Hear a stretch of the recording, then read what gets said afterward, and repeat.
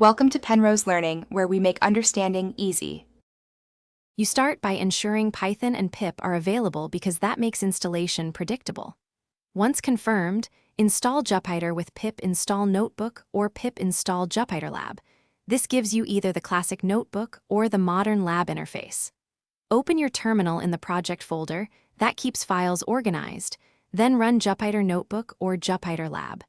Your browser should open a file browser. If it doesn't, copy the provided local URL into the browser. Now create a new Python notebook to begin. Now create a notebook by clicking New then Python 3 so you have a fresh, executable document. Enter code in cells and press Shift plus Enter to execute. This runs one cell and advances. For explanations, press ESC then M to switch a cell to Markdown. Combine code and Markdown so others understand your steps. Save frequently with Ctrl plus S or the save icon to preserve checkpoints. If outputs behave oddly, use kernel right arrow, restart to reset state, and run cells from the top to reproduce results. Finish by organizing notebooks into meaningful folders and using clear names, which makes sharing and reuse simpler.